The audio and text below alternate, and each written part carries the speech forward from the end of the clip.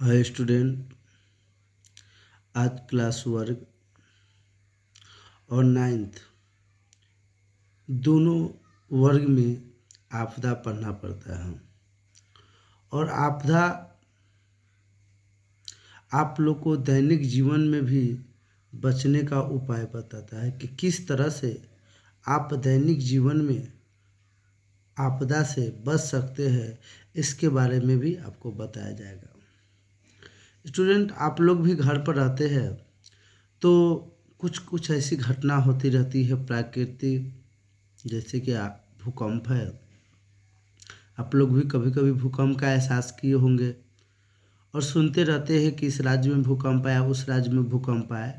तो भूकंप क्या है, आखिर कैसे आता है, इसके बारे में हम लोग आज जानते हैं कि भूकंप क्या है, कैसे आता है, इसके बारे में हम लोग जानते हैं। तो स्टूडेंट, भूकंप के बारे में बताए थे क्लास 10th और 9th दोनों के लिए। और आपदा का बहुत VVI क्वेश्चन है। ये क्वेश्चन बहुत ही VVI है, MVVI के ही मोस्ट वेरी वेरी इंपॉर्टेंट ऐसा ही क्वेश्चन है। तो आपका क्वेश्चन है, भूकंप क्या है, इसके बचाव के किन्हीं दो उपाय क्या करेंगे। अगर मान लीजिए कि भूकंप क्या है, कैसे पहचानिएगा कि यह भूकंप आया हुआ है। अगर इससे आपको बचना है तो इसके दो उपाय को आपको बताना पड़ेगा। तो भूकंप क्या है, कैसे पहचानिएगा कि भूकंप है, और इसके उपाय के किन्हीं दो उपाय, इसके बचाव के किन्हीं दो उपाय क्या करेंगे। आप इससे बचने के लिए क्या क्या कर सकते हैं, इसके बारे में बताते हैं। तब क्वेश्चन आप समझ गए कि भूकंप क्या है, इसके बचाव के किन्हीं दो उपाय। तो स्टूडेंट, पृथ्वी के आंतरिक पृथ्वी के आंतरिक हलचल के कारण, पृथ्वी के जो भीतर में कुछ प्रॉब्लम होती है, हलचल के कारण भू सतह पर, जहाँ पर हम लोग रहते हैं, भू सतह पर, भू मतलब भूमि होता है, धरती होता है, भू सतह पर ऊर्जा के तरंगों से अचानक उत्पन्न हुए कंपन को भूकंप कहते हैं। जैसे पृथ्वी पर खड़ा रहिएगा, डुलने लगेगा, इधर से उधर होने लगेगा, तो वो आपका भूकंप होता है। जैसे कि बेंच पर खड़ा है, बेंच हिलने डुलने लगेगा, तो वो आपका भूकंप होता है। तो ये नहीं कि बेंच को ऊंच नीच पर रख के इधर उधर करने, मतलब हिल डुल करेगा तो वो आपका भूकंप हो जाएगा, ऐसा नहीं है। मतलब भूकंप आपका है कि जो प्राकृतिक तौर पर होगा, जो सभी जगह समान स्तर पर होगा, तो उसी को हम भूकंप कहते थे। पृथ्वी की आंतरिक हलचल की वजह से होता है। और यह कहाँ दिखाई पड़ता है, पृथ्वी के ऊपर दिखाई पड़ता है। क्योंकि जब सभी का घर डगमगाने लगता है, पानी का उछाल बहुत होने लगता है, धरती इधर से उधर होने लगता है, मतलब ऊंच नीच होने जैसे लगता रहता है, तो उसी को भूकंप कहते हैं हम।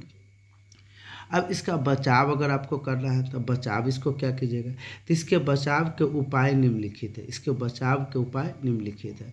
फर्स्ट उपाय इसका भूकंप रोधी इमारतों का निर्माण करना।